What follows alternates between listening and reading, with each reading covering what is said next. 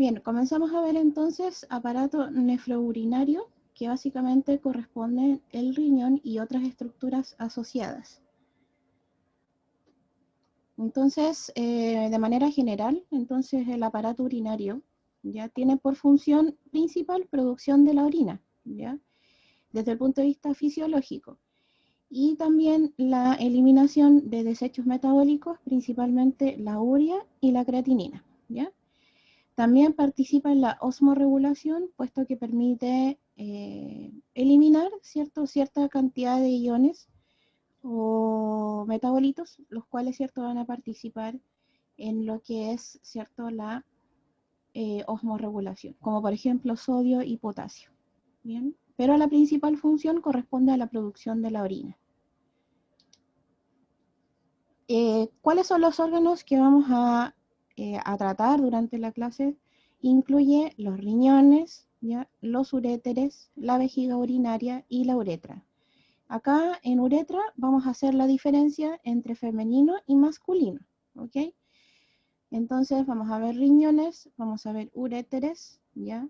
Vejiga y uretra, femenina y masculina. Ese va a ser el orden, ¿cierto?, de los temas que vamos a tratar durante la clase. Esta es una visión general del sistema urinario en el cual vemos los riñones, ¿ya? Estos órganos macizos que se encuentran ubicados retroperitonealmente. Luego tenemos los uréteres, ¿cierto?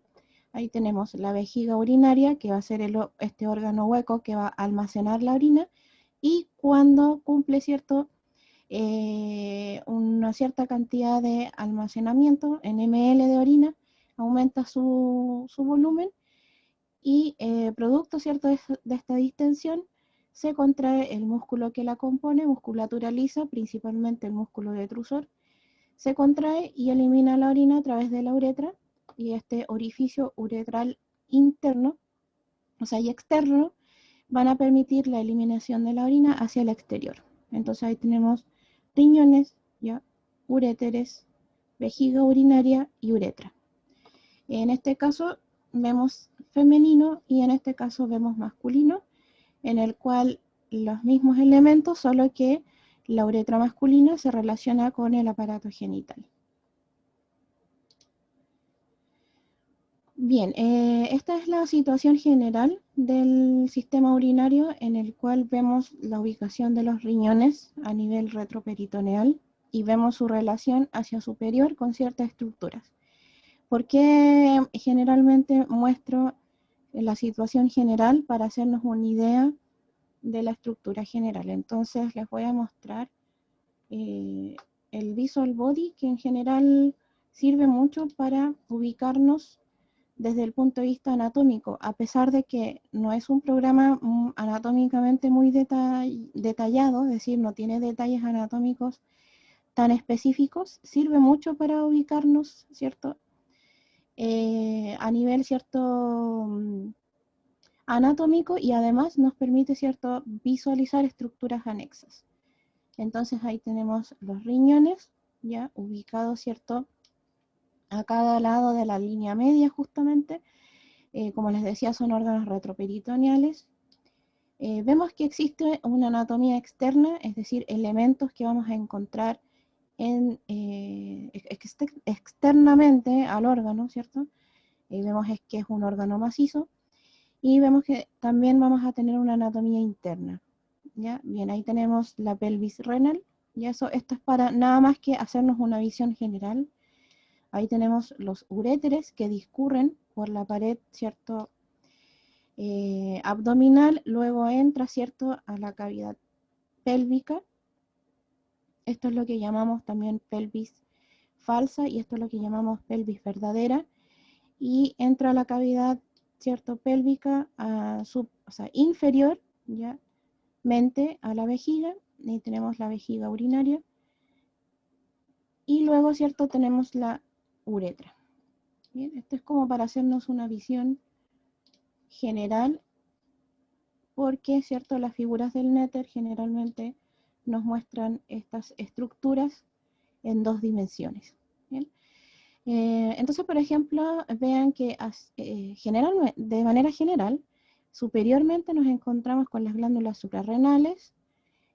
Hacia medial nos encontramos con los grandes vasos del abdomen, que corresponde, ¿cierto?, a la aorta, porción abdominal, y también nos encontramos con la vena cava inferior, y también tenemos, ¿cierto?, la relación con los vasos renales hacia medial, que corresponde a la vena, a la arteria, y también nos estructura, ¿cierto?, linfoides, y la pelvis renal, ¿ya?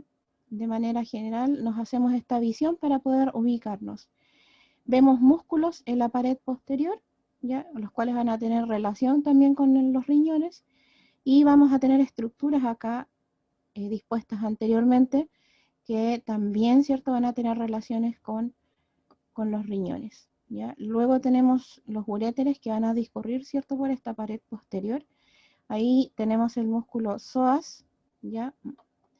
Luego estos uréteres entran a la cavidad pélvica, pasan sobre los vasos pélvicos. Ahí tenemos, ¿cierto?, la arteria y vena ilíaca común, ¿cierto? Y después esta se transforma en arteria vena ilíaca externa e interna, ¿ya? Ustedes ya tienen conocimiento sobre cardiovascular. Y ahí tenemos, ¿cierto?, la vejiga urinaria, la cual tiene relación con elementos, ¿cierto?, anatómicos del aparato genital y también del aparato digestivo, como por ejemplo el recto. Entonces vemos que todas estas estructuras que vamos a visualizar y que vamos a revisar durante la clase tienen relaciones anatómicas con otros elementos de distintas regiones del tronco. Bien, entonces ahí tenemos despejado. Esta es una imagen del Gray que permite básicamente relacionar, ¿cierto?, estos elementos anatómicos de manera más despejada. En cuanto a bibliografía, tienen que utilizar la que el profesor les dio, pero preferentemente a mí me gusta, por lo menos para kinesiología, podría ser el Gray para estudiantes o el Moore, que es como que creo que le da, ¿cierto?, el perfil de la materia que estamos viendo. No sé cuál habrá recomendado el profesor, lo más probable es que haya recomendado los mismos, o puede ser también el Latarjet, ¿ya? Bien, ahí tenemos entonces los riñones. Vemos que ambos riñones, como tienen relación con distintos órganos, van a tener diferencias entre ellos, ya como vemos tanto de tamaño como de ubicación. Ahí tenemos, ¿cierto?, la relación con la pelvis renal, los uréteres, ¿ya?, la relación con los vasos pélvicos, la vejiga urinaria y la uretra. Bien, estos son los elementos que vamos a revisar. Vamos a partir entonces con los riñones. De manera general podemos decir que en su origen embrionario, ¿cierto?, el riñón tiene lóbulos y estos lóbulos, ¿cierto?, se van a ir, ¿cierto?, uniendo para formar una superficie lisa. Entonces es un órgano altamente vascularizado por su función, ¿cierto?, de cierta manera, entre comillas, limpieza de la orina, ¿ya? O sea, limpieza de la sangre para formar la orina, perdón. Entonces es muy vascularizado. Entonces ahí tenemos, ¿cierto?, este órgano, ¿cierto?, en forma como en la bibliografía lo define, ¿cierto?, como forma de haba, ¿ya?, o habichuela en los libros, ¿cierto?, de formación francesa, como por ejemplo el Rouvier. En cuanto a tamaño, estas son generalidades, ¿ya? 12 centímetros de largo, ¿ya? 6 centímetros de ancho y 3 centímetros de espesor.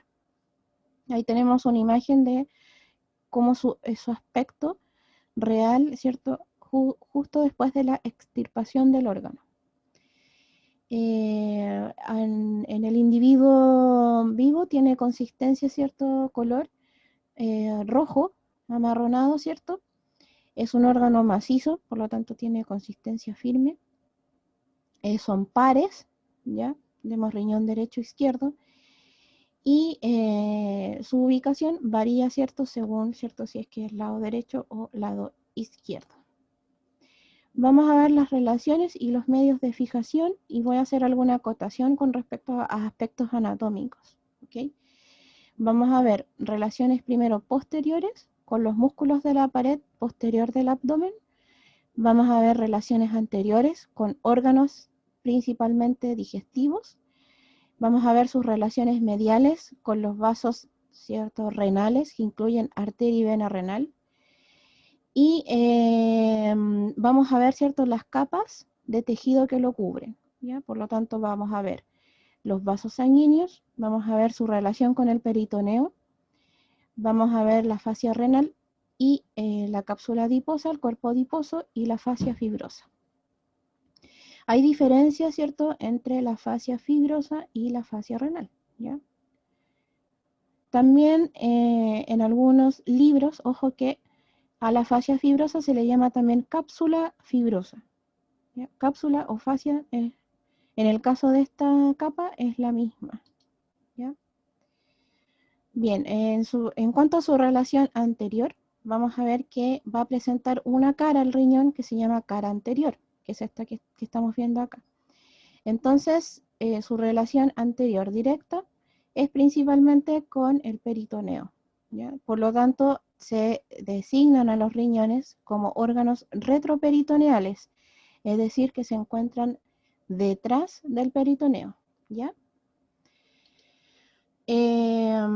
Vemos ahí, acá, ¿cierto?, su cara posterior, ¿cierto?, que está relacionada con músculos, ¿cierto?, de la pared posterior del abdomen. Aquí vemos una visión posterior de estos músculos y vamos a ver, ¿cierto?, planos que van a ser más superficiales y más profundos.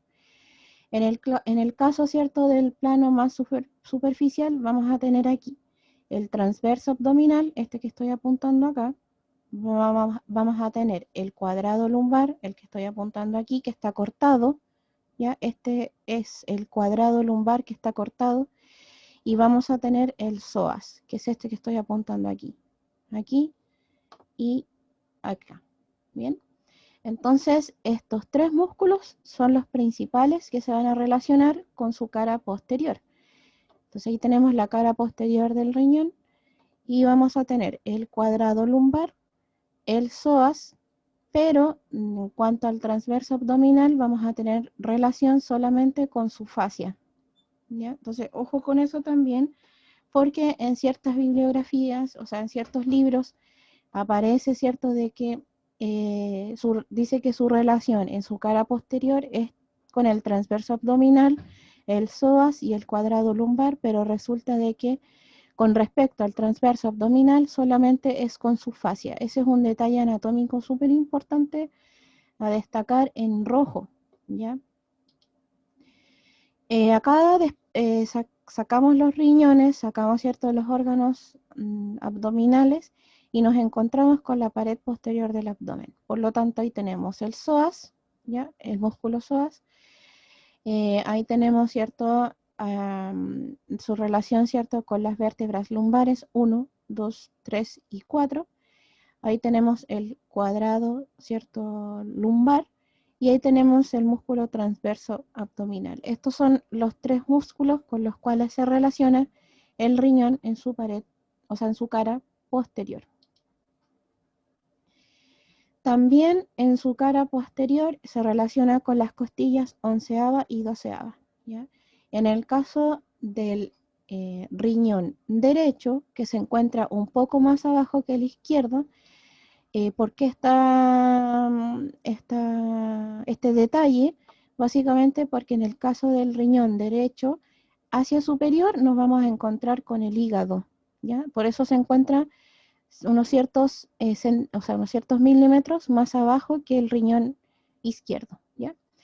Entonces, en su cara posterior, también en su polo superior, en esta zona, ¿cierto?, del polo superior, nos vamos a encontrar con la onceava y la doceava costilla, pero solamente el riñón izquierdo toca a la costilla 11 y a la costilla 12, y en el caso del riñón derecho solamente se relaciona con la costilla número 12. Bien, entonces acá tenemos, acá abajo, la de arriba es una imagen del Gray, Y acá abajo vemos una imagen del néter, en el cual acá tenemos el riñón izquierdo, este es su cara posterior, y vemos su relación con la 11ª y la 12ª costilla, y el riñón derecho, que dijimos que se encontraba un poco más abajo que el izquierdo, solamente se va a relacionar con la 12ª costilla.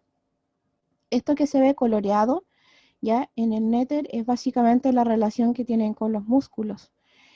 Entonces lo rosado es la relación que tiene con el psoas, ¿ya? Lo amarillo es la relación que tiene con el cuadrado lumbar, y la coloración rojiza es la que tiene relación con la fascia del transverso abdominal, ¿ok? Eso es en su cara posterior. En su cara anterior también hay diferencias. Como vemos, acá tenemos, lo que estoy apuntando sería el riñón derecho, y lo que estoy apuntando acá sería el riñón izquierdo. Entonces, en el caso del riñón derecho, vamos a tener que la mayor parte de su cara anterior, dijimos que está relacionada con el peritoneo, ¿cierto? Pero también con el hígado, ¿ya? Entonces tenemos primero la capa de peritoneo y luego tenemos el hígado, ¿ya? Ahí tenemos en naranjo las glándulas suprarrenales, ¿ya? Y tenemos, ¿cierto? También lo que es la flexura derecha del colon transverso y en su unión con el colon ascendente. Y acá tenemos el riñón izquierdo, y que principalmente se relaciona con el páncreas, con el colon descendente, hacia la izquierda, ¿cierto? Con el vaso, ¿ya? También se relaciona con el yeyuno, con el estómago y también con las glándulas suprarrenales. Bien, esta también es una imagen del Gray, como dijimos, que sirve mucho para visualizar las relaciones que tienen con los órganos abdominales. Creo que ustedes ya tuvieron digestivo, así que más o menos pueden hacerse una idea de los órganos que vamos a tener en esta región. ¿Ya? Hasta acá vamos bien, no sé si hay alguna consulta. Si me pueden confirmar si es que estamos bien, todo bien, se escucha bien. Sí, profe. Ya, súper, excelente. Entonces, seguimos. Vemos, esta es una imagen del néter, y vemos de que el riñón está cubierto por ciertas estructuras. Y aquí yo quería hacer una acotación súper importante, y es que cierta bibliografía dice que los medios de fijación del riñón son los vasos renales, ¿ya? Y estas cubiertas y los órganos que tenemos en relación con los riñones. Pero aquí hay una cierta información errónea, porque en los casos, por ejemplo, de anorexia severa, esta grasa tiende a perderse, esta grasa que cubre el riñón, y los riñones tienden a perder la posición en donde se encuentran, ¿ya? Es la posición retroperitoneal. Entonces tienden a caerse. Por lo tanto, los vasos renales no cumplen una función como medio de fijación, sino que el principal medio de fijación son estas capas que cubren el riñón, y también esta grasa, ya que sería también, ¿cierto?, estas fascias y esta cápsula fibrosa, los que van a permitir mantener en posición a los riñones, ¿ya? Entonces, ahí vemos, ¿cierto?, que vamos a tener esta grasa en la periferia, ¿cierto? Luego tenemos esta capa que proviene, ¿cierto?, de la fascia transversalis principalmente. Luego tenemos grasa nuevamente, y luego tenemos una capa que cubre directamente al riñón, ¿ya?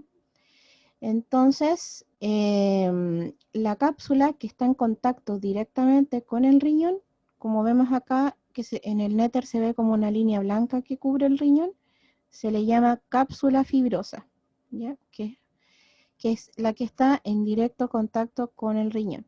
Bien. Luego tenemos tejido adiposo, al cual le vamos a llamar grasa perirrenal, ¿ya? Grasa perirrenal, que es esta que ya que estoy mostrando acá, y sobre la grasa perirrenal vamos a encontrar la lámina anterior y posterior de la fascia renal, ¿ya? Entonces, esto blanco que vemos acá en la imagen de la izquierda es la fascia renal, ¿ya? Luego tenemos la grasa perirrenal, que es esta que estoy apuntando aquí, ¿ya? Y luego tenemos lo que se ve aquí de color negro, sería, ¿cierto?, la cápsula fibrosa del riñón, ¿bien? Entonces, de más interno a más externo tenemos la cápsula fibrosa, tenemos en cierta bibliografía también se le llama cápsula adiposa a la grasa perirrenal. Entonces ahí tenemos la grasa perirrenal y más externo tenemos la fascia renal, que es esta blanca que estoy viendo acá. Bien, ahí tenemos, ¿cierto?, la lámina anterior que pasa por la cara anterior del riñón y ahí tenemos la lámina posterior que pasa, ¿cierto?, por la cara posterior del riñón.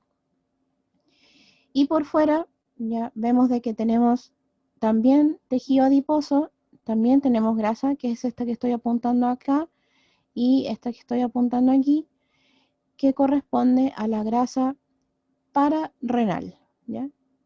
Tejido adiposo pararrenal o grasa pararrenal, ¿bien? Entonces, todos estos elementos que acabo de mencionar son los que permiten mantener al riñón en posición. Bueno, el de acá era un corte horizontal o transversal, ¿ya?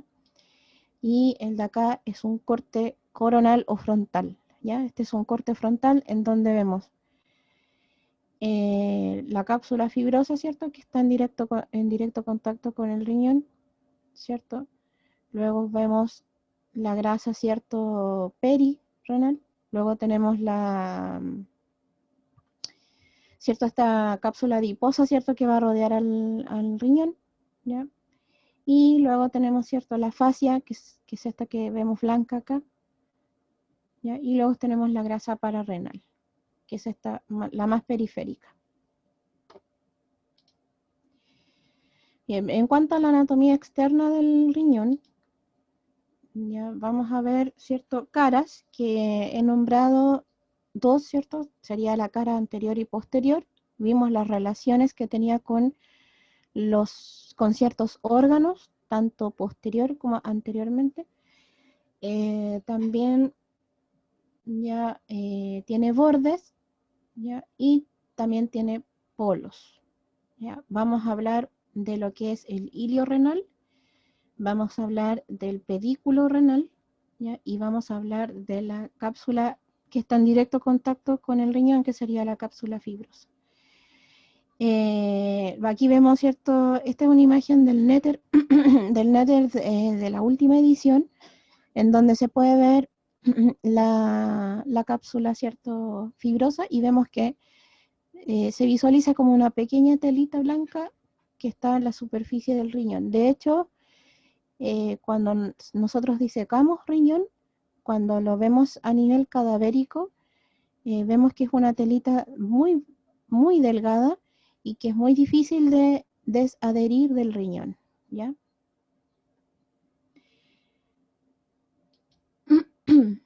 Bien, en un ratito más vamos a hacer un receso de más o menos 10 a 15 minutos y después vamos a seguir. Entonces vamos a hacer como dos módulos de 1 hora para respetar sus tiempos, ¿ya? Y el próximo lunes hacemos lo mismo, ¿les parece? Hacemos 2 módulos de 1 hora para respetar sus tiempos de estudio, ¿ok? ¿Les parece? Como más o menos a las 10:30, 10:40, hacemos un pequeño receso. ¿Les parece? ¿Sí me pueden confirmar? Sí, porque como por el chat. Sí, profe. Ya, como a las 10:30 por ahí, hacemos un pequeño break, ¿ya? Para poder, ¿cierto?, descansar un poco. Entonces, bueno, esta es una imagen de su bota. Ahí vemos, ¿cierto? Esta es su cara anterior y vemos como con puntitos, su cara posterior. Vamos a tener también dos polos, como dije, su polo superior va a estar en directa relación con la glándula suprarrenal y vamos a tener un polo inferior, ¿ya? Vamos a tener un borde lateral, que también en ciertos libros se le llama borde externo, ¿ya? Que es este borde que estoy apuntando aquí. Y vamos a tener también un borde medial, que en ciertos libros se le llama también borde interno, que es este que estamos viendo acá. Entonces, ustedes saben que en cualquier órgano macizo, nosotros encontramos un hilio, y este hilio se va a encontrar en esta zona que es más cóncava de su borde medial, porque vamos a tener ciertos bordes cóncavos y convexos. Perdón, aquí en el borde convexo. Entonces aquí en el borde convexo vamos a encontrar el hilio renal. Ustedes saben que en todo órgano macizo vamos a tener entrada de todo el paquete vasculonervioso a este órgano, ¿cierto? Que incluye vena, arteria, vasos linfáticos y nervios. Y acá en el riñón agregamos otra estructura más, que sería la pelvis renal, que está justo posterior a los vasos renales. Desde el punto de vista anatómico, lo que debería pasar o lo que deberíamos encontrar de anterior a posterior sería la vena renal, la arteria renal y después la pelvis renal. Pero nos hemos dado cuenta de que a nivel cadavérico y en todos los individuos eso varía mucho. Ya puede suceder de que encontremos primero la arteria renal y después la vena, pero anatómicamente hablando se describe así: primero la vena, luego la arteria y al último, hacia posterior, la pelvis. Ese es el pedículo renal que ingresa por esta estructura que se llama hilio renal, ¿ya? Voy a prender la cámara para explicar esto. Entonces, generalmente se compara con un ramo de, cuando sostenemos un ramo de flores. Entonces, por ejemplo, acá tenemos la mano y cuando sostenemos un ramo de flores o algo, un lápiz, ¿ya? Entonces, todo lo que va formando la mano aquí, ya este orificio sería el hilio, ¿ya? Y el lápiz sería el pedículo, ¿ya? Entonces, en todo órgano macizo nos encontramos con el hilio, que sería el sector, ¿ya?, anatómico de entrada del pedículo, y el lápiz o el ramo de flores sería el pedículo, ¿ya? Entonces, el hilio renal es la estructura por donde ingresa el pedículo renal. ¿Y qué contiene el pedículo renal? Contiene, de anterior a posterior, sería la vena renal, la arteria renal y la pelvis renal, ¿ya? De anterior a posterior, ¿ya? Eso es lo que normalmente debería pasar, pero sabemos de que en los individuos eso varía mucho, ¿ya? Hay muchas variaciones anatómicas. Por ejemplo, si vieron venas y arterias, podrán, cierto, haber notado de que si bien nosotros tenemos un trayecto venoso o arterioso, este varía mucho de un individuo a otro, ¿ya? Hay muchas variaciones anatómicas, más de lo que ustedes creen. Bien, por eso acá en anatomía nosotros vemos lo que podríamos encontrar. Entonces, esta es una imagen del Gray, del Sobota, que me la facilitó el profesor Nova. El profesor Nova utiliza todas las imágenes del Sobota, las encuentra muy buenas, la verdad son muy buenas, porque nos permite visualizar mejor las estructuras. Yo lo prefiero antes del Netter porque tiene más detalles anatómicos y tiene estructuras más despejadas. Entonces, ahí vemos. Esta es su cara anterior, la cara anterior del riñón. Y ahí tenemos vena, ¿ya?, arteria y pelvis renal. A esto nosotros le llamamos el pedículo, el cual ingresa a esta zona, esta es su cara posterior, a esta zona que se llama ilio-renal, ¿ya? Entonces, esto es lo que vemos, ¿cierto?, en cuanto a su anatomía externa. Y como vemos, incluso antes de entrar al riñón, ya la vena y la arteria renal se comienzan a ramificar, ¿cierto?, en sus segmentarias, ¿ya? Y aquí tenemos, ¿cierto?, la pelvis renal, ¿ya?, que se encuentra fuera del ilio renal, ¿ya? Y acá tenemos una unión, ¿ya?, una unión muy importante entre la pelvis y el uréter, que se llama unión pielo-ureteral, ¿ok? Entonces aquí vemos una leve separación, pero a nivel anatómico, ¿cierto?, en el individuo, ¿cierto?, normal, ahí tenemos una unión, ¿ya? Entonces, donde se encuentra esta unión es el límite entre la pelvis y el uréter. Entonces aquí tenemos la unión pielo-ureteral que va a dar, ¿cierto?, básicamente la diferencia entre lo que es la pelvis y lo que es el uréter, ¿ya?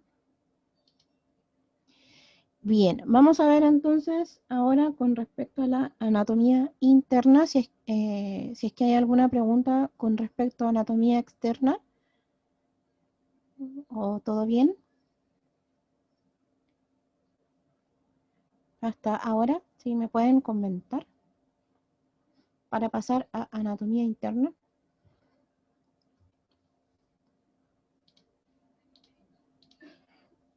Ah, ya, súper bien, excelente. Gracias, Karin y Fernanda.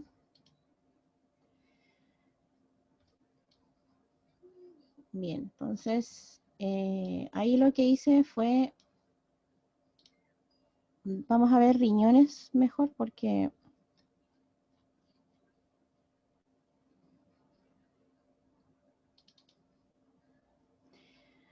bien, ahí tenemos transparentado el psoas. Vean cómo discurre, ¿cierto?, el psoas mayor. Vamos a transparentar la superficie del riñón. Entonces vemos que hay estructuras en el interior, ¿cierto? Miren, ahí atravesando el ilio renal, vemos que hay como estas estructuras que sobresalen, ¿cierto? Vemos como una especie de pirámides invertidas, ¿cierto? Y vemos ciertas estructuras. Esas son las que vamos a ver ahora, ¿ya? Anatomía interna.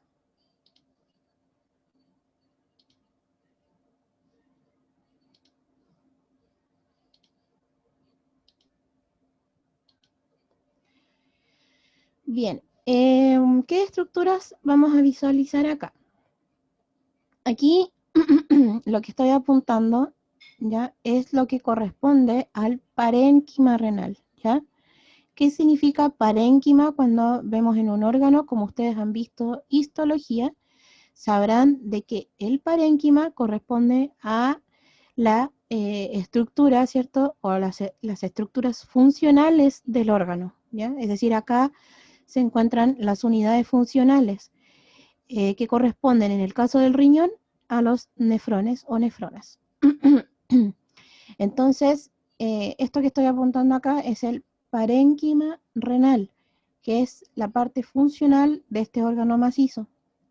Y vamos a encontrar también esta zona que se encuentra excavada. Si nosotros retiramos estas estructuras, vamos a encontrar principalmente tejido adiposo. Y esta zona, esta región que estoy apuntando acá, se le denomina seno renal, ¿ya? Entonces, en el parénquima renal, que es la parte funcional del riñón, vamos a encontrar la corteza, que estoy apuntando aquí, y la médula, que es esto que estoy apuntando acá. Entonces vamos a tener la corteza renal y la médula renal. Y en el caso del seno renal, ya vamos a encontrar ya elementos que van a recoger a la orina formada, que corresponde a los cálices.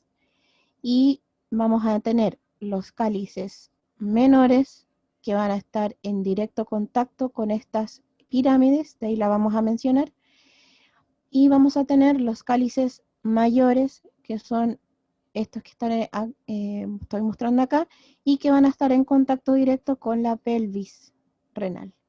¿Ya? Entonces, estos cálices menores, cálices mayores, ¿ya? Pelvis renal y uréter, ¿ya? Son lo que vamos a denominar vías urinarias, porque ya vamos a encontrar acá que vamos a tener la orina formada, ¿ya?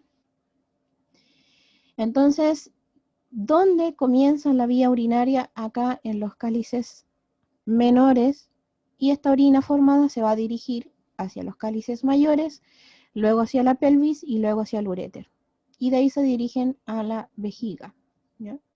Entonces ahí tenemos, este es un riñón real, altamente vascularizado, y acá tenemos la corteza renal, ¿ya? Y acá tenemos estas estructuras que van a ser parte de la médula renal, que corresponde a las pirámides renales, de las cuales la base se encuentra orientada hacia la corteza y el vértice se encuentra orientado hacia los cálices menores. Bien. Ahora, entre las columnas renales, como vemos acá, se encuentran estas proyecciones de la corteza hacia el interior de la médula, que corresponden a las columnas, ¿ya?, renales, y que antes se denominaban columnas de Bertin, ¿ya? Por si lo leen en algún libro más antiguo, estas columnas de Bertin que está entre las pirámides, ¿ya? Ahí, entre las pirámides.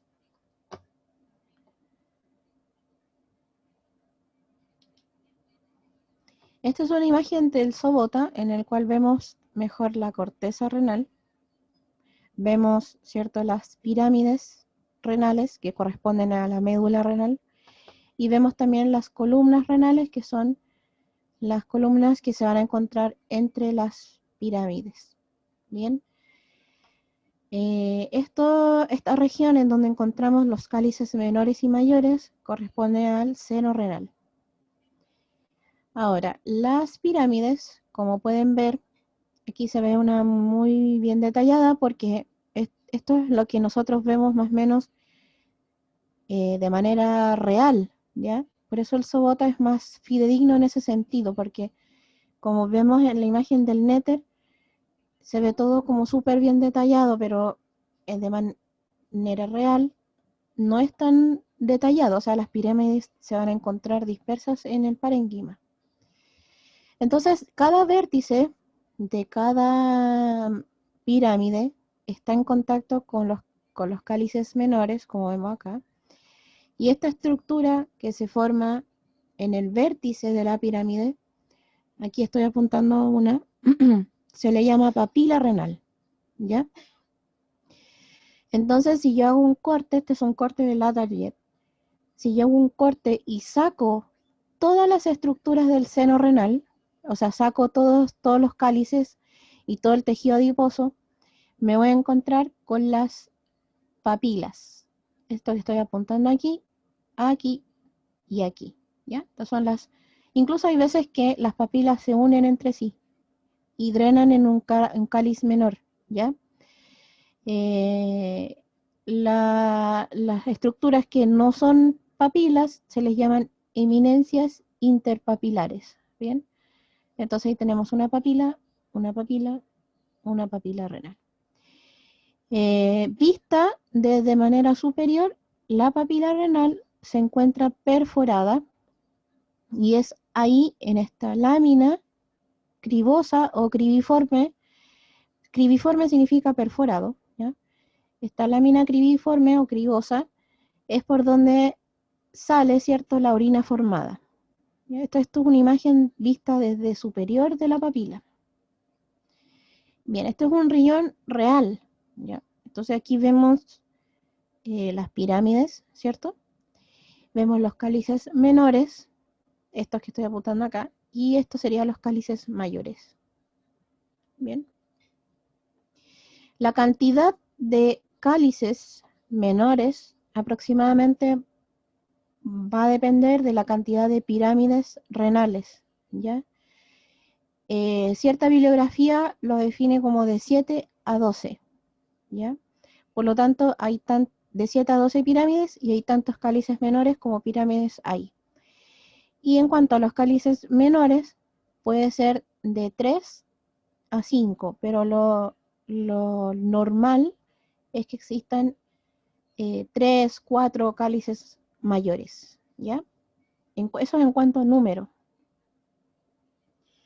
Esta es una imagen también del néter y que va a servir mucho para visualizar mejor la papila renal. Entonces, acá tenemos la unidad funcional del riñón que corresponde a los nefrones o nefronas. Y estos nefrones se van a encontrar tanto en la corteza como también formando parte de la médula, ¿ya? Los nefrones que están en la corteza le vamos a llamar nefrones corticales y los que se encuentran entre la corteza y la médula se les llaman yuxtamedulares, ¿ya? O nefrones yuxtamedulares.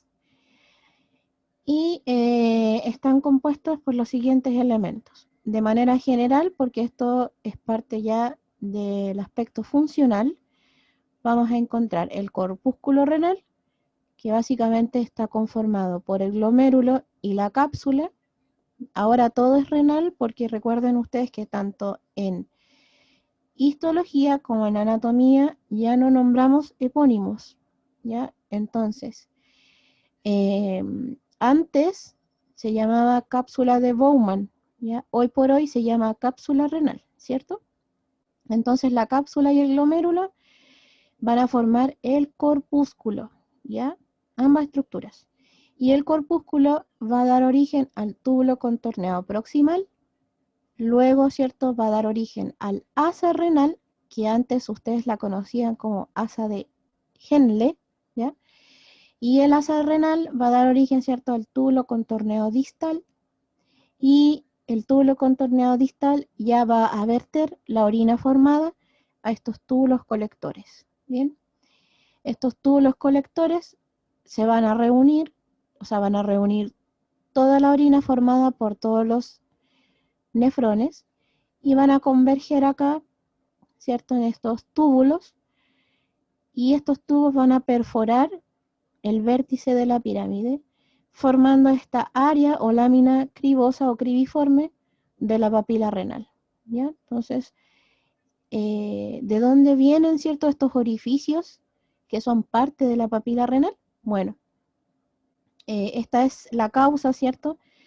Y que vemos que está muy relacionada con el aspecto funcional, ¿cierto? Entonces, esta sería la papila renal, ¿bien? Entonces vean de que el riñón está muy vascularizado, tiene gran cantidad de estas unidades funcionales y que van a ser importantes para la formación de la orina. Entonces, acá se produce el filtrado, ¿ya? La reabsorción y la secreción de elementos, ¿cierto? Sea de iones o elementos que han sido filtrados aquí en el corpúsculo. Y aquí tenemos ya la orina formada, la cual, ¿cierto?, se va a dirigir hacia los cálices menores, ¿ya? Recuerden ustedes que los cálices menores son los que recibían la orina formada. Bien, acá tenemos la estructura del nefrón, ahí tenemos el corpúsculo, ¿cierto? El túbulo contorneado proximal, luego tenemos el asa renal, el túbulo contorneado distal, y aquí se va a verter la orina formada, que son los túbulos colectores. ¿Ya? Vemos de que existe bastante vascularización en el riñón. Bien, esta vascularización ya es la que vamos a ver ahora. Y con esto, o sea, con esta temática, y ahí terminamos y hacemos un pequeño receso. Entonces, la vascularización del riñón comienza ya con la arteria renal, la cual va a tener una serie de subdivisiones, ¿ya?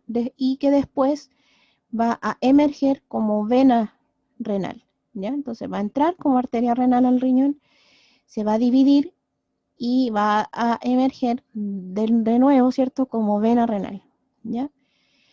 Bien, entonces, en el caso del riñón derecho, vemos de que la arteria renal es más larga que en el caso del riñón izquierdo. También vemos de que el riñón izquierdo, ¿cierto?, está más cerca de la aorta abdominal. Por lo tanto, recibe más sangre que el riñón ya derecho. El riñón izquierdo recibe más sangre que el riñón derecho. Como vemos, el riñón derecho se encuentra un poco más alejado. ¿Bien? Entonces, el riñón izquierdo es más grande, ¿ya? Es más grande, pero es muy levemente, es más grande que el riñón derecho, básicamente por este aporte de sangre mayor que en el caso del riñón derecho. ¿Ya? Por eso el riñón derecho es un poquito más pequeño y se encuentra un poquito más abajo por la posición del hígado. Bien. En cambio, el riñón derecho se encuentra más cercano a la vena cava. ¿Ya? Entonces aquí se produce cierto este drenaje de sangre venosa. Entonces en todo este trayecto, ¿cierto?, de entrada de la sangre y salida de la sangre venosa, la sangre venosa sale depurada. ¿Bien?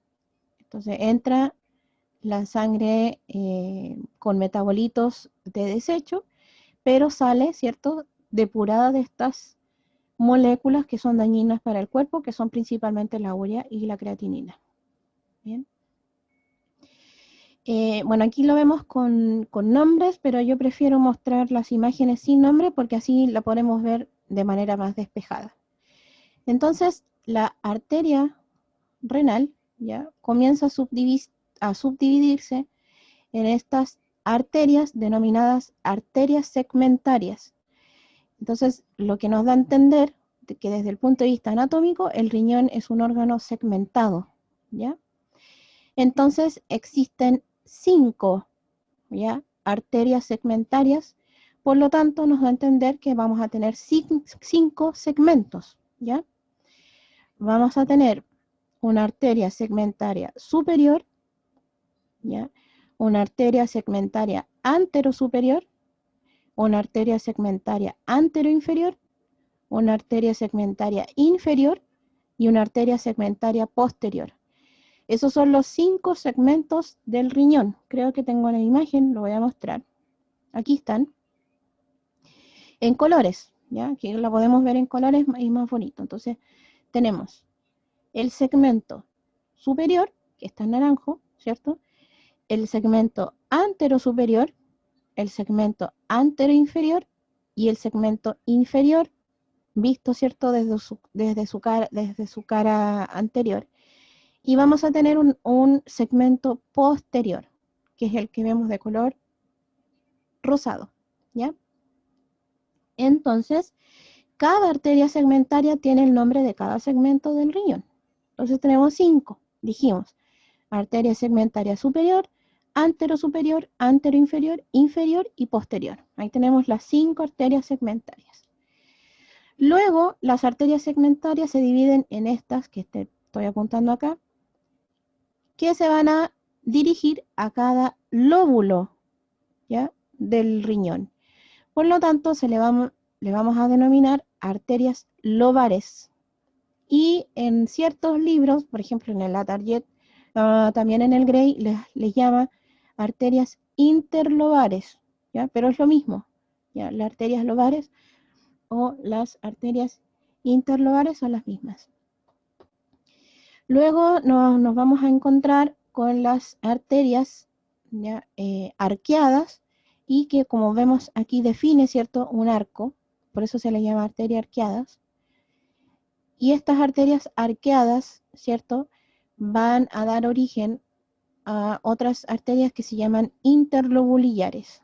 Bien, entonces las arterias interlobulillares emergen de estas arqueadas. Aquí yo puse un esquema y que hacemos el detalle, ¿cierto?, de la interlobulillar. Y como vemos, la interlobulillar se ve como hacia arriba, como si fuera como de manera recta. Entonces esta que estoy apuntando aquí es la interlobulillar. Y de la interlobulillar ingresa, ¿cierto?, a cada corpúsculo renal como arteriola aferente. ¿Ya? Voy a volver al nefrón. Voy a volver a la imagen del nefrón para que visualicen mejor cómo entra al corpúsculo renal la arteriola aferente. Entonces, esta que estoy apuntando acá sería, ¿cierto?, la arteria arqueada, ¿cierto? Esta que estoy apuntando aquí. Luego emerge de ella la arteria interlobulillar y se transforma en arteriola aferente, ya entrando al corpúsculo, y sale como arteriola eferente. ¿Ya? Entonces entra como arteriola aferente y sale como arteriola eferente. Y esta arteriola eferente se distribuye en todo lo que es el nefrón, ¿cierto? Y forma los vasos peritubulares, ¿ya? Y en este sector, ¿cierto?, al formar, ¿cierto?, estos vasos peritubulares, se transforma, ¿ya?, en lo que es vénula. Y las vénulas van a drenar en lo que son las venas interlobulillares, ¿ya? Entonces los vasos peritubulares se transforman en vénulas y esta drena en la vena interlobulillar y la vena interlobulillar drena en la vena arqueada, ¿ya? Entonces, ahí como que nos devolvemos, ¿cierto?, hacia lo que es el sistema venoso y con el nombre de las venas igual que las arterias, ¿ya? Voy a avanzar nuevamente. Entonces, las venas arqueadas, y vamos aquí, ¿cierto? La vena arqueada se transforma en vena interlobar, ¿cierto?, que están en cada lóbulo del riñón, y luego se transforma en vena segmentaria, y las venas segmentarias se transforman, o sea, drenan en la vena renal. Y ahí, como pueden ver, nosotros vimos todo el trayecto, ¿cierto?, sanguíneo que ingresa al riñón por la arteria renal, se distribuye dentro del riñón, ¿cierto?, se relaciona con los nefrones y luego sale, ¿cierto?, como vena renal. Todo este trayecto que acabo de describir está resumido, ¿cierto?, en este esquema, ¿ya?, que de cierta manera a lo mejor les puede haber generado un cierto grado de confusión, pero aquí vamos una por una, ¿cierto? Vamos una arteria por arteria y vena por vena, ¿cierto? Lo cual todo lo anterior que describí, ¿cierto?, les sirve como para estudiar, ¿cierto? Y les sirve como para repasar lo que acabamos de ver. Creo que les puse, ¿cierto?, otro esquema, que también es muy bueno porque partimos, ¿cierto?, con la arteria renal, vemos todo el trayecto que acabamos de describir y emerge, ¿cierto?, como vena renal, ¿ya? Bien, ¿les parece que hagamos como un breve receso? No es necesario que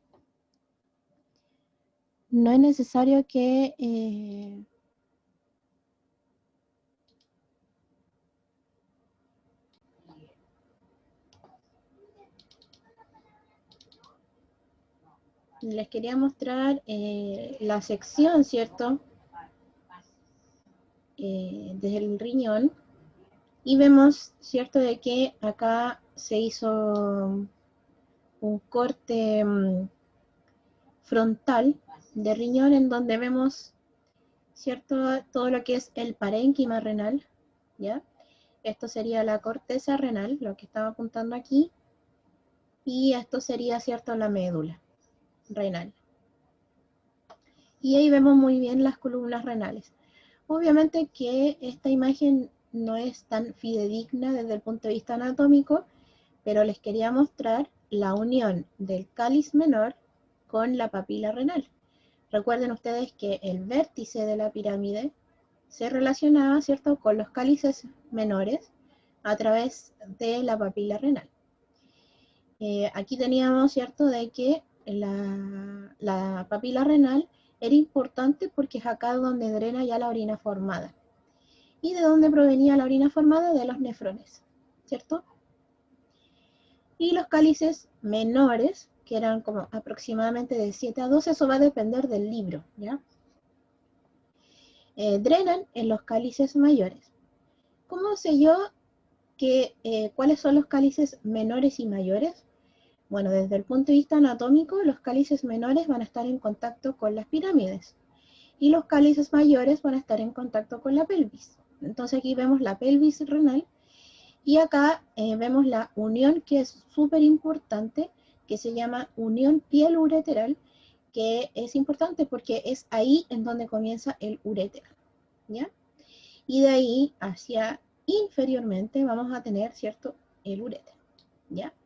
Entonces, de cierta manera, esta imagen sirve como para hacernos una idea desde el punto de vista anatómico, ¿cierto?, lo que es la conformación del uréter.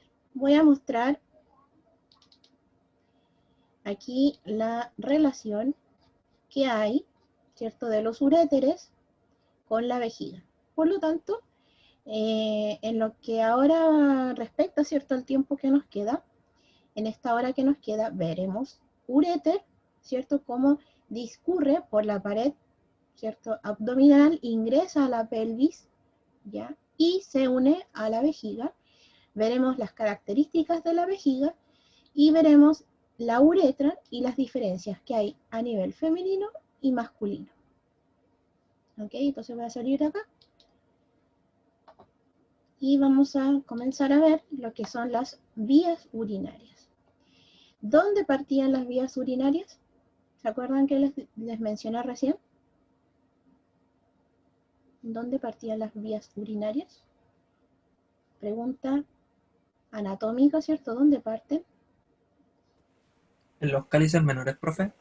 Muy bien, ya, excelente, los cálices menores, es ahí en donde empiezan las vías urinarias, porque ahí ya hablamos de orina, ¿ya? Estábamos aquí comenzamos a ver vías urinarias, y iba a apagar el video, ¿cierto? Básicamente porque se corta el audio. Cuando coloco las dos cosas, después en la grabación se corta. Bien, entonces continuamos con vías urinarias. Entonces vamos a partir por los uréteres. Bien, entonces, ¿qué podemos decir con respecto a los uréteres? Ya podemos decir, ¿cierto?, de que es un conducto ya largo y fino que se extiende desde la pelvis renal, como habíamos visto anteriormente, ¿cierto?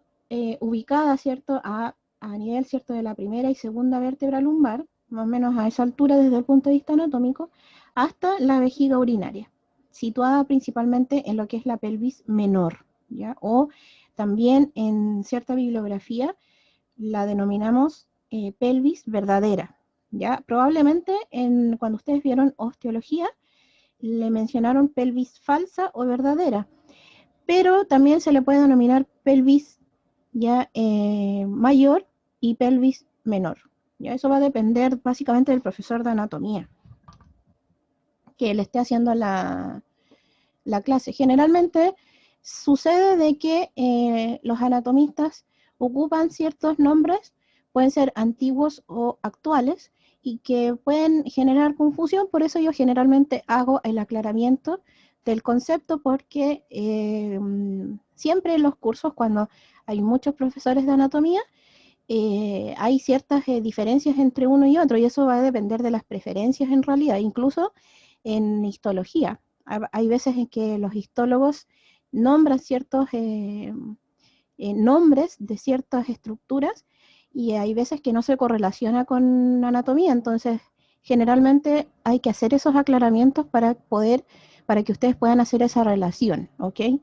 Es muy común eso, ¿ya? Se van a encontrar mucho que un profesor dice un nombre y en la histología u otro anatomista ocupa otro nombre, ¿ya? Eso es como súper común. Pero es bueno hacer esa aclaración, ¿ya?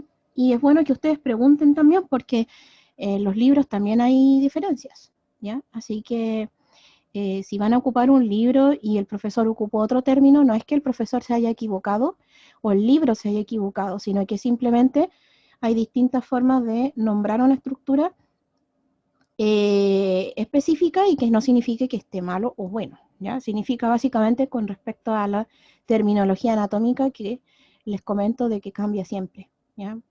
Ustedes me dirán, pero pucha, ¿y por qué cambia siempre? Bueno, eso no depende de nosotros en realidad, como que constantemente se está actualizando la terminología, ¿ok? Bien, vamos a tener una porción, ¿cierto?, lumbar, una porción ilíaca y una porción pélvica. Y mientras discurre, ¿cierto?, por todo su trayecto, ¿cierto?, tanto abdominal o pélvico, va teniendo ciertas relaciones con estructuras hacia posterior y hacia anterior. Esta es una imagen del sobota y que relaciona mejor los uréteres con las estructuras anexas. Y de ahí vamos a ver los estrechamientos, es decir, donde el lumen de esta estructura tubular va a sufrir una reducción, ¿ya? Y le vamos a denominar estrechamiento, ¿ya? Estrechamiento. Entonces, como dije, el uréter se dirige, voy a hablar en términos anatómicos, verticalmente hacia abajo, ¿ya? Entonces llega más o menos a nivel de la bifurcación de la arteria ilíaca común, a esta altura, ¿ya? Y vamos a entrar a esta región sacroilíaca y penetra en la pelvis menor o en la pelvis verdadera, dirigiéndose de forma oblicua hacia abajo, adelante y medial, en donde llega al fondo de la vejiga. Voy a mostrar una imagen en donde esta es vejiga, estas imágenes del Gray, ¿ok? De la anatomía de Gray para estudiantes. Voy a mostrar una imagen de la vejiga masculina en su cara posterior, porque, o sea, en su visión posterior, porque quiero que vean de que los uréteres no ingresan a la vejiga lateralmente, sino que ingresan como inferior y posteriormente, ¿ya? Entonces, en su cara posterior. Bueno, en el caso acá masculino, ya vemos que se relaciona principalmente con el conducto deferente y vemos, ¿cierto?, de que el uréter pasa sobre ¿ya? Sobre este conducto deferente masculino. Eso es con respecto, ¿cierto?, a la disposición del uréter con la vejiga. Entonces, otro aspecto importante a destacar es que son dos uréteres, uno por cada riñón.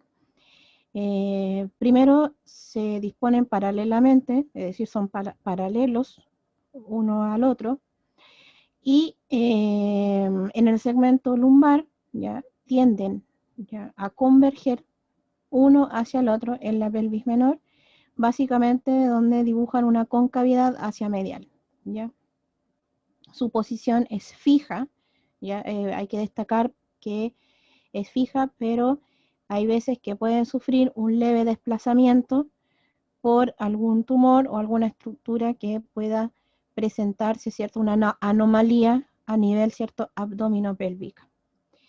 Destacar ¿ya?, de que en el humano vivo ¿ya?, presenta movimientos peristálticos principalmente para el arrastre, ¿cierto?, de la orina, y es estrecho básicamente en su origen, es decir, en la unión pielo-ureteral, y se va a presentar estrechamientos en distintas regiones. Bien, voy a mostrar una imagen donde vemos los estrechamientos. Esta es una imagen de la Target en el cual vemos los estrechamientos del uréter.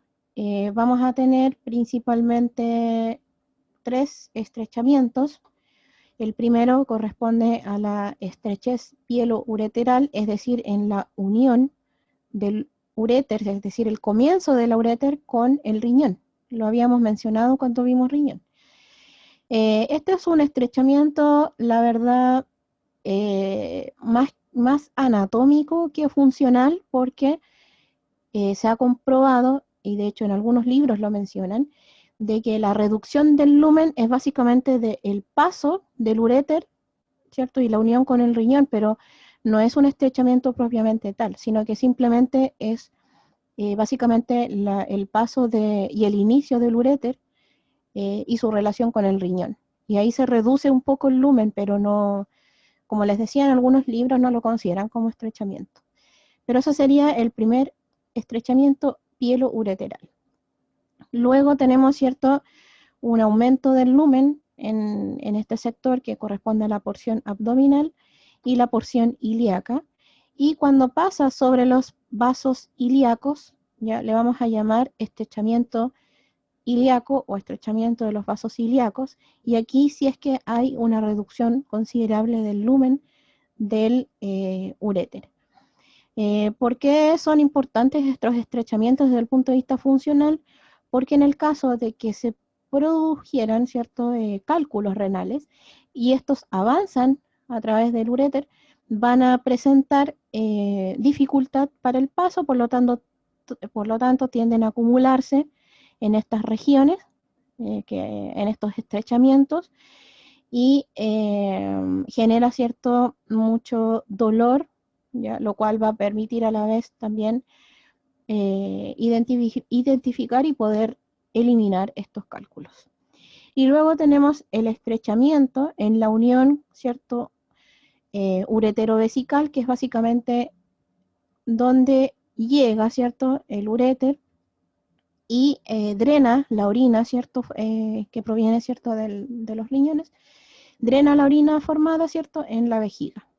Entonces aquí hay un orificio que se llama orificio ureteral y que es básicamente este estrechamiento del lumen del uréter, ¿ya?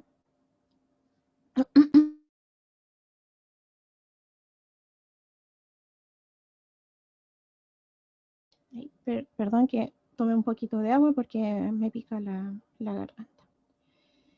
Bien, entonces ahí tenemos, ¿cierto?, la llegada, ¿cierto?, de los uréteres a la vejiga, ¿cierto? Y como estos, ¿cierto?, se van relacionando en todo su trayecto con estructuras anatómicas. Entonces, voy a volver acá a la imagen del SOTA. Me disculpan, ¿cierto?, por volver a imágenes anteriores, básicamente para que podamos visualizar mejor ciertas estructuras con ciertas imágenes. Entonces, a nivel lumbar, ¿cierto?, en esta región lumbar, el uréter básicamente se apoya sobre la fascia ilíaca, ¿cierto?, que cubre al psoas principalmente. Y también, ¿cierto?, tenemos la relación con el nervio cutáneo femoral lateral, el génito femoral, ya que cruzan el conducto, y se proyecta, ¿cierto?, hacia medial, hacia, ¿cierto?, la extremidad de los procesos costal de las vértebras lumbar 3, 4 y 5, más o menos a esta altura, ¿ya? Luego, ¿cierto?, medialmente el uréter, ¿cierto?, sigue el trayecto de la vena cava, ¿ya?, a esta altura, y inferior hacia la derecha y un poquito más cercano hacia la aorta, hacia lo que es el lado izquierdo. Más o menos es como su relación. Y hacia adelante, ¿cierto?, se relaciona con la cara posterior del peritoneo parietal, ¿ya?, aquí cubriéndolo, ¿ya?, y básicamente lo separa de los vasos ováricos o testiculares, que corresponden a esta, ¿ya?, arteria testicular y ovárica, bueno, ya sea del caso femenino o masculino. Y hacia lateral, ya después, ¿cierto?, de haber franqueado, ¿cierto?, la extremidad inferior del riñón, ¿cierto?, ligamento básicamente renuleteral o piel ureteral, que es el que había mencionado anteriormente, se relaciona principalmente con el colon ascendente, ¿ya?, a este nivel, como estoy apuntando acá. El mesocolon, ¿cierto?, derecho-izquierdo con su contenido, ¿cierto? Y también básicamente se va a relacionar, ¿cierto?, con el espacio extraperitoneal, ¿cierto? Y a nivel, ¿cierto?, más lumbar, más hacia distal, se encuentra rodeado básicamente por una capa adiposa y básicamente se prolonga hacia abajo con la cápsula adiposa, ¿cierto?, perirrenal. Este tejido adiposo que estoy mostrando acá. Ok, entonces vamos a pasar a lo que es vejiga. Eso es con respecto a uréter.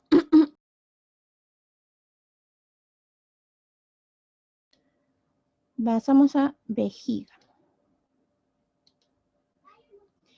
Bien, desde el punto de vista funcional, ya podríamos decir que la vejiga ya es un reservorio muscular intermedio ya entre los uréteres y la uretra. Entonces, estos serían los uréteres y este sería la uretra. Y lo que hace es recoger la orina, ¿cierto?, a medida que los uréteres van a verter en ella, pero no como un fluido, sino que a través de gotitas. Entonces, cuando la vejiga esté más o menos distendida, ¿cierto?, y tiene una cierta cantidad de orina, el músculo liso que la compone, ¿cierto?, que es el músculo detrusor, se contrae y permite el paso de la orina hacia la uretra. Ahora, ¿qué es lo que decimos cuando hablamos de capacidad? Decimos de que es la capacidad de la vejiga, pero no distendida, ¿ya? Entonces, es como una vejiga vacía que tiene una capacidad de 350 a 500 ml, pero la cantidad de orina que puede llegar a contener la vejiga es mucho mayor, ¿ya? Y eso va a depender mucho del individuo y va a depender mucho del sexo, de la edad, ¿ya?, de las características morfológicas del individuo. Por eso este valor varía mucho, ¿ya? Como les decía, es un órgano hueco, ¿ya? No tiene mucha vascularización porque no tiene función glandular, no hay glándulas, ¿ya?, ubicadas en este tejido, no, por lo tanto no tiene abundante vascularización, sino que es un músculo, ¿cierto? Es un órgano muscular hueco que después de distenderse se va a contraer para hacer paso a la orina hacia la uretra, ¿ok? Y las relaciones anatómicas varían según sexo, es decir, femenino o masculino, y vamos a encontrar las siguientes estructuras. Vamos a encontrar un cuerpo, que es este que estoy apuntando acá, un cuerpo. Vamos a tener un fondo, que es donde básicamente se va a recolectar la orina. Ahí tenemos cuerpo, fondo.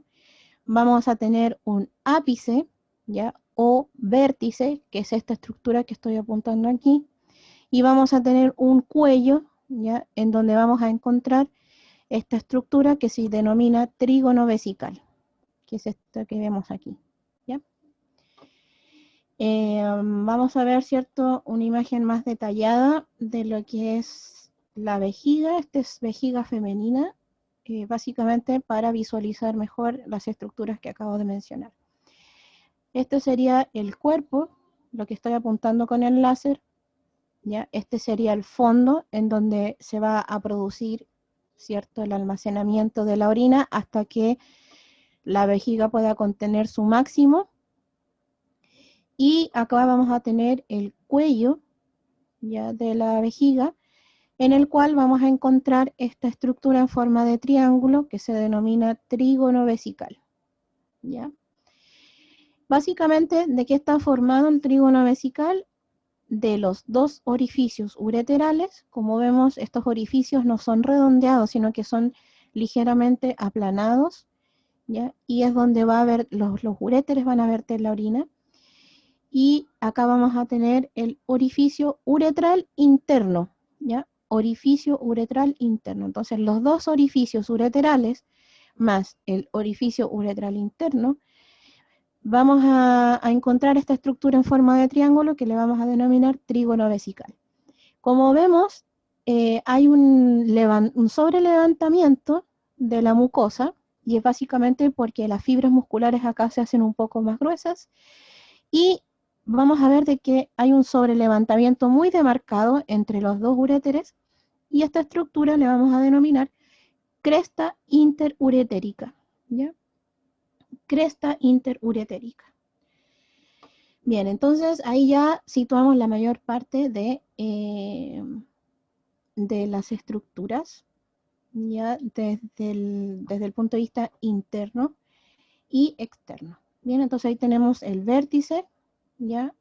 Ahí tenemos la base, que es básicamente donde vamos a encontrar el fondo de la vejiga. Y aquí tenemos el cuello. Esta es una imagen del Sobota en donde vemos mejor, ¿cierto? El trígono vesical se puede ver muy bien. Esta es una vejiga masculina porque podemos visualizar la próstata, ¿ya? Entonces ahí tenemos el inicio de la uretra masculina. Entonces, aquí vemos, ¿cierto?, la capa más externa, que básicamente en su cara póstero superior, vamos a encontrar parte, ¿cierto?, de la lámina del peritoneo.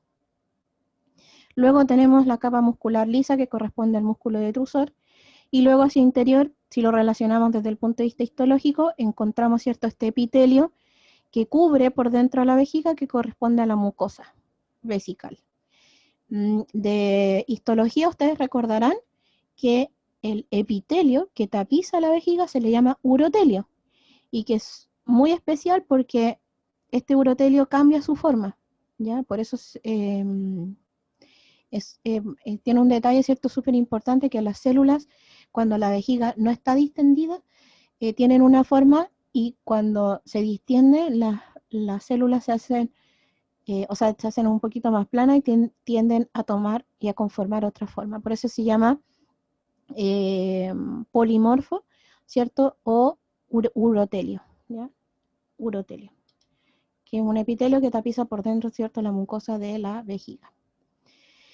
Vamos a encontrar, ¿cierto?, como les decía, una capa externa que corresponde al tejido conectivo y que se va a relacionar en la parte superior con el peritoneo, que es esto que estoy mostrando aquí arriba. Por eso la vejiga se dice que es un órgano subperitoneal, ¿ya? Subperitoneal. Recuerden que el peritoneo es una capa cerosa que va a cubrir la mayor parte de las vísceras abdominales. Por ser un órgano subperitoneal, vemos que solamente su cara póstero superior está cubierta por este peritoneo. Pero luego, ¿cierto?, vamos a tener esta fascia vesical que va a estar cubriendo, ¿cierto?, externamente la vejiga. Luego tenemos el músculo detrusor, que es la capa muscular lisa, y luego tenemos la mucosa, que corresponde al urotelio. Eso es como de manera general, ¿cierto?, lo que es las capas que cubren a la vejiga. Bien. Hacia anterior, el vértice se relaciona, ¿cierto?, con la sínfisis púbica a partir de ciertos ligamentos. Ya voy a mostrar otra imagen. Voy a adelantarme un poquito, básicamente, para mostrar la relación que tiene con el peritoneo, ¿ok?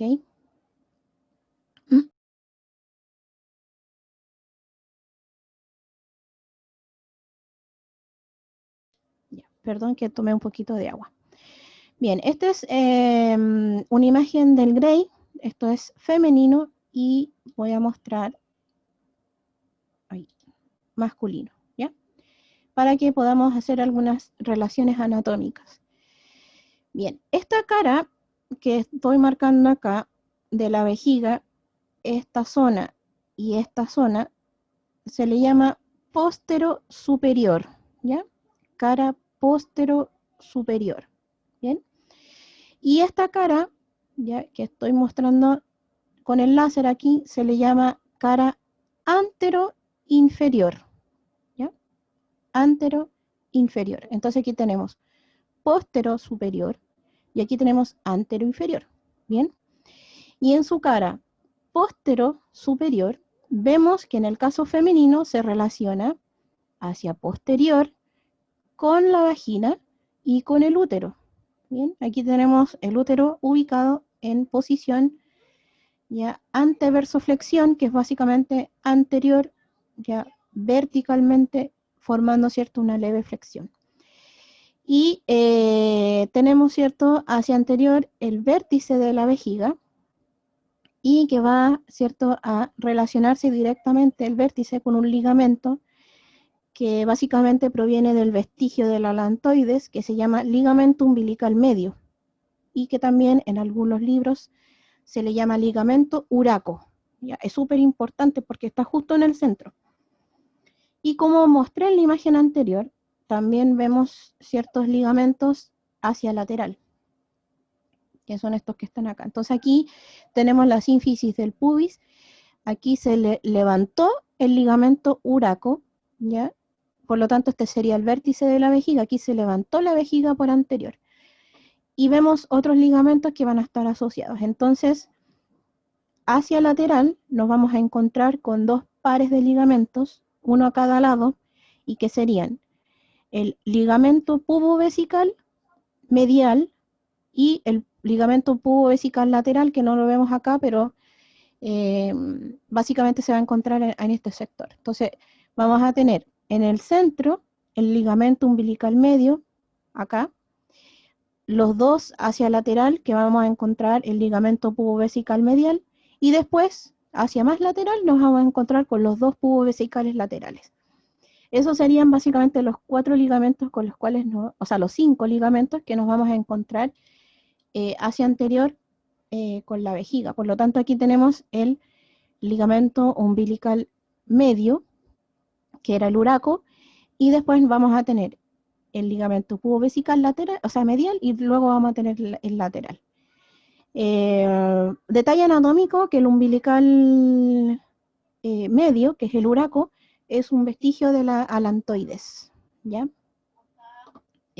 Bueno, en el caso masculino, vemos de que el peritoneo, ¿cierto?, también se relaciona con su cara póstero superior. También vamos a encontrar el ligamento umbilical medio. Me llegó una notificación. Si alguien tiene una consulta. Sí, yo, profe, le quería Ya. pedir si puede repetir los ligamentos de nuevo, por favor. Ya, voy a buscar una imagen donde estaban. Acá está. El del centro, ¿ya? Voy a poner el láser. El del centro se llama ligamento umbilical medio y que también se llama uraco, ligamento umbilical medio. Luego, hacia lateral, nos vamos a encontrar primero, ¿ya?, con el ligamento pubovesical medial. Y después, hacia más lateral, nos vamos a encontrar con el ligamento pubovesical lateral. Entonces son 5. 2 mediales, 2 pubovesicales laterales y el del centro, que sería el umbilical medio. Bien, no sé si quedó claro ahora. Sí, profe, gracias. Sí, ya, súper. Excelente. Entonces les iba a mostrar la relación que tiene con el peritoneo la vejiga. Entonces recuerden ustedes que el peritoneo se dispone como una lámina, ¿cierto?, cerosa, sobre los órganos. Entonces les decía que la vejiga es un órgano subperitoneal porque solamente va a estar en contacto con el peritoneo en su cara póstero superior, pero en el caso femenino va a estar en contacto también con el útero. Bien, entonces al disponerse el peritoneo va a formar unos fondos de saco. Entonces, el fondo de saco que se forma entre la vejiga y el útero se llama fondo de saco vesicuterino. Y el fondo de saco que se forma entre el recto, ¿cierto?, y el útero se le llama fondo de saco rectouterino, que es este que estoy mostrando aquí. A diferencia de en el caso masculino, que vamos a encontrar fondo de saco recto vesical, que básicamente va a estar en contacto hacia inferior con la próstata, formando, ¿cierto?, una fascia retroprostática. Voy a mostrar un corte sagital del néter, porque es básicamente la única que nos puede mostrar esta relación. Entonces, a la izquierda tenemos relación de la vejiga con el peritoneo en el caso masculino, y a la derecha tenemos la relación con el caso femenino. Entonces, acá tenemos el fondo de saco recto vesical en el caso masculino, y vemos de que hacia posterior la vejiga se va a relacionar con las vesículas seminales, y hacia un poquito más inferior también, pero posterior inferiormente, se va a relacionar con una fascia que se llama fascia retroprostática o de Denon-Villiers. Y es una continuación de la reflexión que hace este fondo de saco recto vesical, ¿ya? En el caso femenino tenemos, ¿cierto?, dos fondos de saco, que sería el fondo de saco recto uterino, y también tenemos el fondo de saco vésico uterino, que es este que estoy mostrando acá, ¿ya? Vemos que la vejiga entonces tiene relaciones distintas en el caso femenino y masculino. Aquí vemos súper bien el ligamento umbilical, cierto, medio, que corresponde al ligamento uraco, ¿ya? Entonces se ve súper bien. Entonces vamos a tener acá la sínfisis del pubis hacia anterior, y vamos a tener abundante tejido adiposo. El espacio que queda ya entre la sínfisis del pubis, ¿ya?, y la vejiga, ¿ya?, este espacio se llama retropúbico, ¿ya? Entonces es importante porque desaparece cuando la vejiga se distiende, y la relación hacia anterior va a ser básicamente con el músculo recto abdominal. Entonces aquí se va a ascender la vejiga cuando se llena de orina, y se va a relacionar hacia anterior con el recto abdominal, ¿ya? Por lo tanto, su relación en vejiga vacía y vejiga llena varía, tanto en el caso masculino como en el caso femenino. Pero en ambos, en una vejiga vacía se relaciona aquí con este espacio que se llama retropúbico, y cuando la vejiga se llena, se relaciona con el músculo recto abdominal, ¿ya? Voy a mostrar en 3D ya la vejiga. Entonces ahí tenemos la sínfisis del pubis, ahí tenemos el espacio retropúbico, este sería el vértice de la vejiga. Ahí vemos cómo vemos el trayecto, ¿cierto?, de los uréteres. Vemos el ingreso del uréter ahí, y vemos el tercer estrechamiento, que sería el orificio ureteral, ¿ya?, que va a ser parte del trígono vesical. Y ahí tenemos la vagina, y tenemos el útero. Vemos cómo se relaciona, ¿cierto?, con la vejiga. Entonces el peritoneo cubre toda esta estructura formando estos fondos de saco, ¿ya? Esto es en el caso femenino, y quería que vieran básicamente ese espacio retropúbico, porque es súper difícil imaginárselo, porque, como les decía, es un espacio que vemos de manera, o sea, en dos dimensiones, por lo tanto es difícil verlo, ¿bien? Bueno, aquí vemos la imagen del néter, que es básicamente más entendible, ¿cierto? Vemos el fondo de saco rectuterino, que también antiguamente se le llamaba fondo de saco de Douglas, ¿ya? Vemos el fondo de saco vésico uterino, ¿cierto?, y la relación con el útero.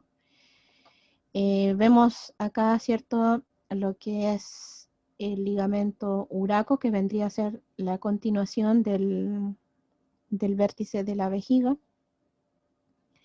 Y por último, ¿cierto?, tenemos aquí en el caso masculino lo mismo, ¿cierto?, el vértice de la vejiga, la relación que tiene el uréter con el conducto deferente, ¿cierto?, que vemos de que pasa sobre ya a nivel, ¿cierto?, de la cara posterior, o sea, postero-superior.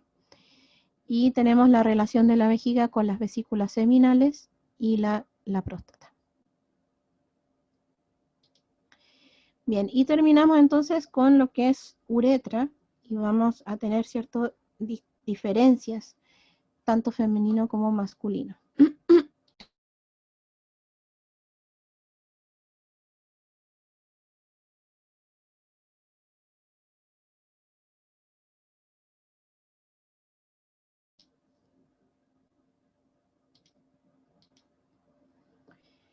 Bien, en el caso de la uretra femenina, ya tener en cuenta de que podemos decir que desde el punto de vista anatómico posee de 3 a 4 centímetros de longitud, eso va a depender del individuo.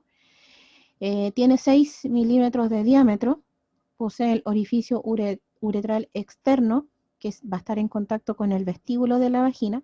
Esto que estoy apuntando aquí sería el vestíbulo vaginal o vestíbulo de la vagina. Entonces este sería el orificio uretral externo, y habíamos dicho que el orificio uretral interno era parte del trígono vesical, ¿recuerdan? Que es este que estoy apuntando acá. Entonces la uretra femenina se extiende desde el orificio uretral interno hacia el orificio uretral externo y va a permitir el paso de la orina hacia este sector que sería el vestíbulo vaginal, ¿ya? Entonces, atraviesa, ¿cierto?, junto con la vagina el diafragma pélvico, que básicamente corresponde a una serie de músculos en este sector. No sé si se recuerdan ustedes de músculos de la región pélvica, si vieron el diafragma pélvico, no sé si vieron, quiero que me confirmen si vieron el músculo elevador del ano, si me lo pueden confirmar por chat, o si no, para repasarlo la próxima semana.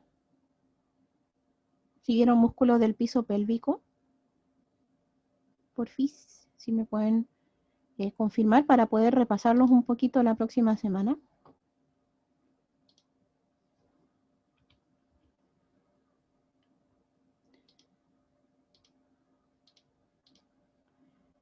Ah, ya, entonces no han visto músculo elevador del ano. Ya, para yo tomarlo y hacerlo, ya. Gracias, Karin, Cecilia. Gracias, Catalina. Lo voy a repasar entonces la próxima semana porque es súper importante para ver órganos genitales. ¿Ya? Bien, voy a agregar esas diapositivas para que podamos repasarlos la próxima semana entonces, pero por ahora lo que puedo decir es que vamos a encontrar acá el piso pélvico y el músculo elevador del ano, ¿ya? Músculos del piso pélvico, y la uretra se relaciona con este piso pélvico. Bien. Bien, en el caso de la uretra masculina, ya es diferente a la femenina porque en su trayecto se encuentra con elementos de los genitales masculinos. Entonces vamos a encontrar 4 porciones. Cierta bibliografía, por ejemplo el Moore, solamente habla de 3 porciones, y la mayor parte de los anatomistas, pero el Latarjet define otra porción que corresponde a la preprostática y que también en algunos libros se le llama intramural, ¿ya? La voy a mostrar.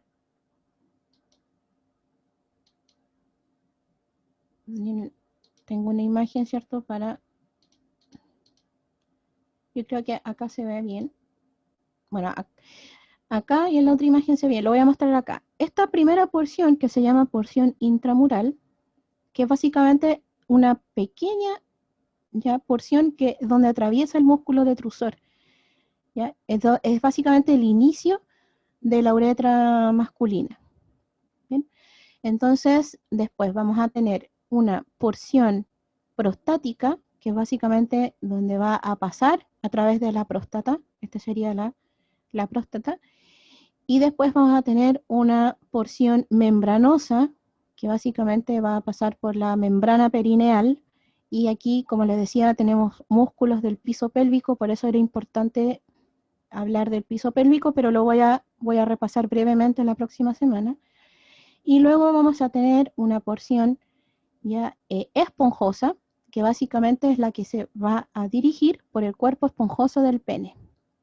Bien, entonces en todo su trayecto vamos a encontrar estas distintas porciones. Entonces aquí tenemos la porción intramural, ya que básicamente es el paso de este pequeño trozo de la uretra masculina por el músculo detrusor. Luego tenemos su paso, ¿cierto?, por la próstata, y aquí vamos a encontrar un sector de esta porción, o sea, entre la porción intramural y la porción prostática, que se denomina úvula de la vejiga, y que es muy importante en el caso masculino porque esta úvula de la vejiga aumenta su volumen con el paso de la edad, y eso puede provocar una obstrucción de el trayecto, ¿cierto?, de la orina a través de la uretra masculina, ¿ya? Entonces es súper importante esta úvula de la vejiga, porque como les decía, con la edad aumenta de volumen y eso puede provocar una obstrucción. Luego tenemos, ¿cierto?, esta porción membranosa, que es la que estoy mostrando acá, que es básicamente cuando la uretra masculina atraviesa el piso pélvico y músculos del piso pélvico. Entonces ahí tenemos la membrana perineal, y como les decía, voy a repasarlo la próxima semana. Y luego ya entramos a lo que es la uretra, porción esponjosa, que es básicamente su paso por el... Uy, se me cayó el micrófono. Básicamente el cuerpo esponjoso del pene. Entonces, acá las relaciones que tenemos son hacia posterior, ¿cierto? Tenemos la glándula bulbouretral de Cooper, justo en la porción membranosa.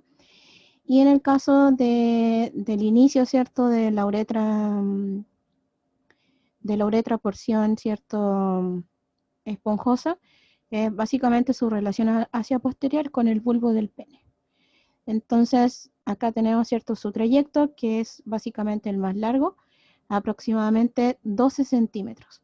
Pero en su totalidad, desde su porción transmural hacia la salida por el orificio uretral externo, que está ubicado acá en el glande del pene, todo este trayecto mide 16 centímetros, pero solo la porción esponjosa mide 12 centímetros, de 12 a 13 centímetros. Por eso hay diferencias entre una porción y otra, de toda la uretra masculina.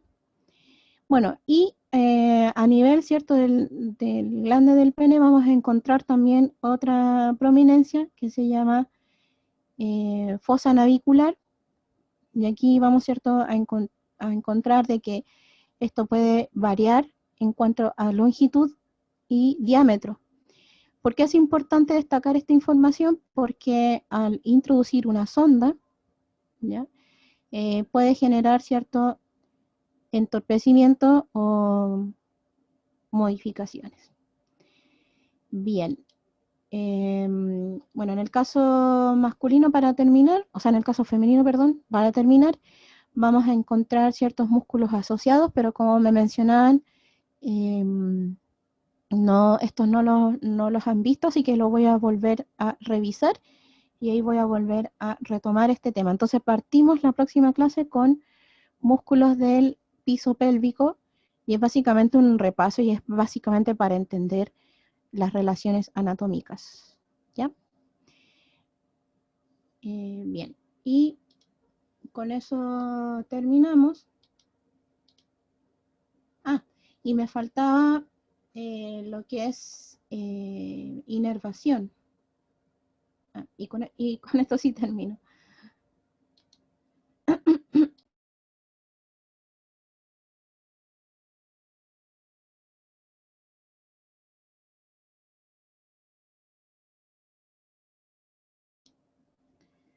Bien, con esto sí termino, porque se me había caído el micrófono, así que ahí lo volví a conectar. Perdón. Bien, de manera general, ya los riñones básicamente poseen una inervación muy abundante y provienen básicamente de los ganglios aórtico renales, de los ganglios renales, del plexo renal y de los nervios esplácnicos mayor y menor, que son estos que estoy apuntando acá. Y también del tronco simpático lumbar. Los nervios, ¿cierto?, que se originan del plexo celíaco y los nervios esplácnicos pasan al ganglio aórtico renal, básicamente situado arriba de la arteria renal. Eso es como una relación anatómica estrecha. Entonces, la mayoría de estos nervios contienen fibras simpáticas y también parasimpáticas. Tener en cuenta eso.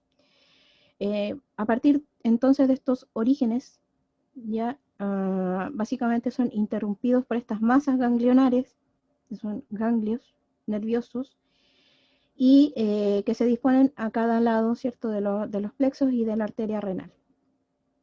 Entonces penetran en el ilio y siguen sus ramificaciones básicamente en el parénquima renal, que es lo que habíamos mencionado anteriormente. Entonces, de esta distribución que acabo de nombrar, básicamente surge esta inervación del riñón y es importante porque básicamente van a permitir, ¿cierto?, la vasoconstricción o vasodilatación de todo lo que es los vasos sanguíneos que van a ser parte, ¿cierto?, del riñón. A nivel vesical también vamos a encontrar plexos que van a permitir, ¿cierto?, la contracción de la vejiga cuando ésta se distiende. Y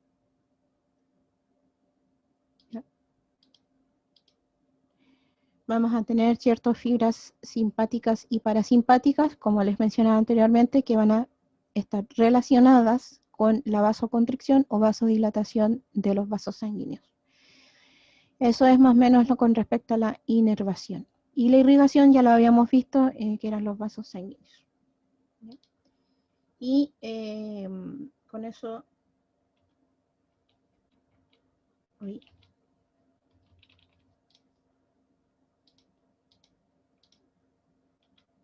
Bien, en la última diapositiva está mi correo por si queda alguna duda específica.